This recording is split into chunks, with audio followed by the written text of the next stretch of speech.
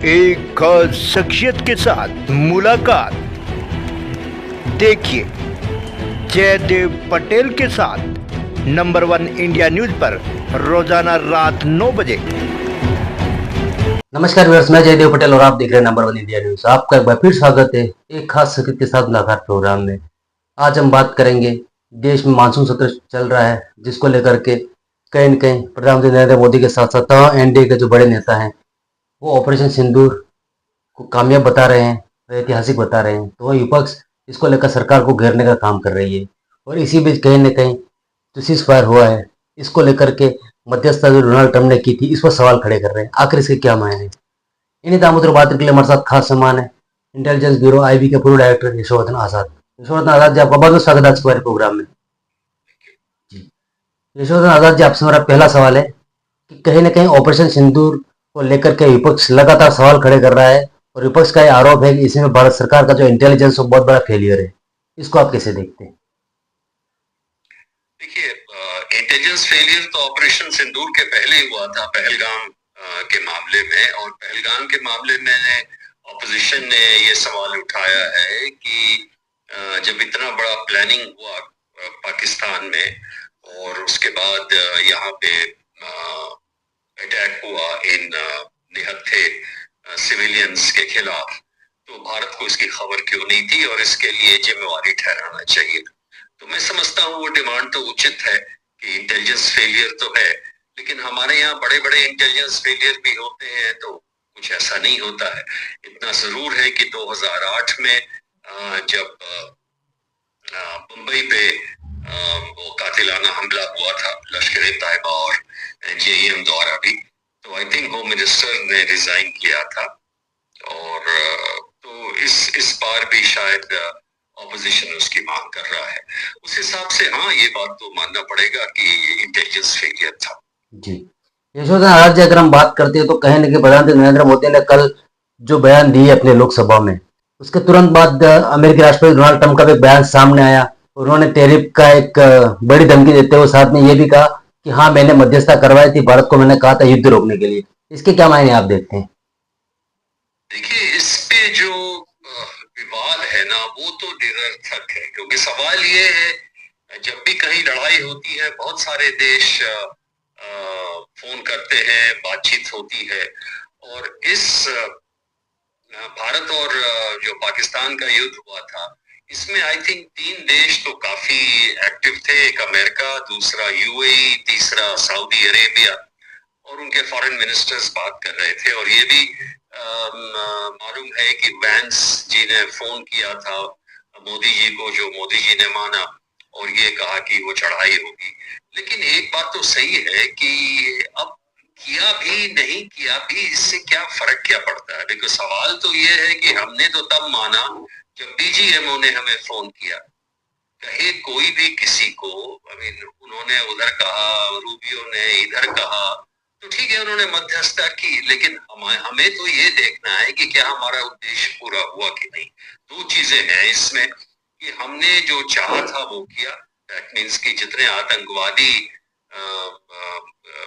गतिविधियां को जो देने वाले जो जहां से पैदा होती है, ये मुरीदिये और भावलपुर से headquarters of JEM and Lashkar-e-Taiba, उनके 9 ठिकानों पे हमने अच्छी चढ़ाई की और अंदर जाके हमने उनको मारा। अब सवाल यही है कि हाँ, जब सीज फायर के बाद उन्होंने सीज फायर का उल्लंघन किया, तो हमें उन्हें छोड़ना नहीं चाहिए था। हमें और आगे जाकर उनकी मिलिट्री ये और आईएसआई हेडक्वार्टर्स को भी बॉम्ब करना चाहिए था। तरीके से देखिए, 3 ही चीज हमें चाहिए। वो है इनके जो सरगना है, सबसे पहले हफीज सईद, दूसरे वो जेईएम के असद मजूर, और तीसरा दाऊद इब्राहिम। और हमारा टारगेट सिर्फ ये 3 होना चाहिए। इन तीनों को अगर हमने खत्म कर दिया तो फिर कोई और कोई बात नहीं रह जाती है। तो उस हिसाब से मैं समझता हूँ कि ट्रंप ने क्या कहा नहीं कहा। ट्रंप ऐसे भी काफी चीज बोलते हैं, उसे बहुत ध्यान देना निरर्थक है। ये बात सही है कि हमने ऑपरेशन सिंदूर के तहत सब कुछ किया जो हम चाहते थे, वो सही था। और दूसरा, सीज फायर के बाद हमें थोड़ी लड़ाई और जारी रखनी चाहिए थी, उनको और बीतने की। और लेकिन ऐसा नहीं है किसी के फोर्स करने पर हमने सीज। जी, यशोधन आजादी राहुल गांधी ने एक बड़ा आरोप लगाते हुए ये भी कहा कि जो ऑपरेशन सिंदूर जब चल रहा था तो उस समय कहीं इनके चाइना ने पाकिस्तान को खुफिया जानकारी मुहैया कराई, इसमें कितनी सच्चाई आप देखते हैं?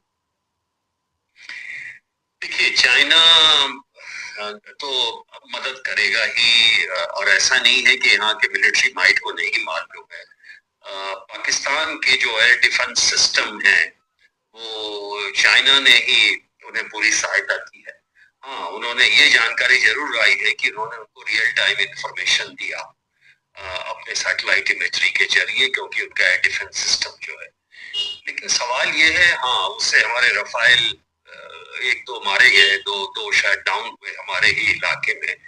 लेकिन चाहे उनके कोई भी एयर डिफेंस रहे हो, ये बात तो माननी पड़ेगी, और ये पूरे देश मान रहे हैं कि मैक्सर टेक्नोलॉजी ने भी ये बताया कि हमने आखिर उनके नूर खान एयरबेस पे काफी उनको क्षति पहुंचाई, सरगोदा एयरबेस में पहुंचाई, और नूर खान में बगल में किराना हिल्स या जहाँ पे उनके न्यूक्लियर साइट्स थे, और नूर खान बेस में जो अमेरिकन ये भी थे, प्लेन्स भी थे, और तत्काल वहां पे एक अमेरिकन प्लेन आया देखने के लिए कि न्यूक्लियर रेडिएशन का लीक हुआ है नहीं, और यह सुरक्षा व्यवस्था उनके अपने प्लेन्स की कैसी है।